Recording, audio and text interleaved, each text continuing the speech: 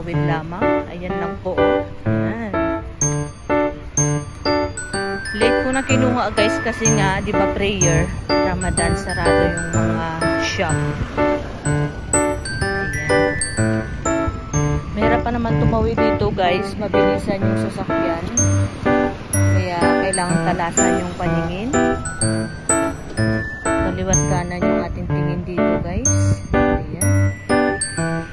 Pag yung mga driver dito guys, ng mga driver na babae guys, hindi sila tumitigil pag may tumatawid. Dire-diretso talaga sila.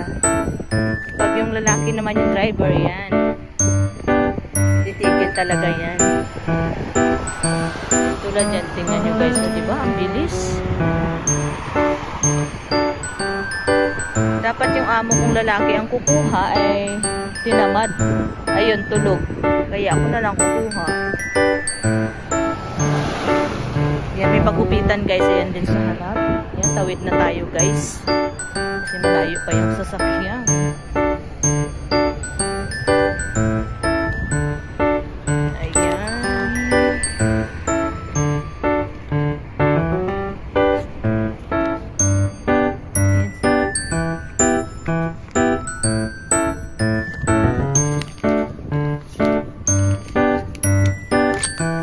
Assalamualaikum.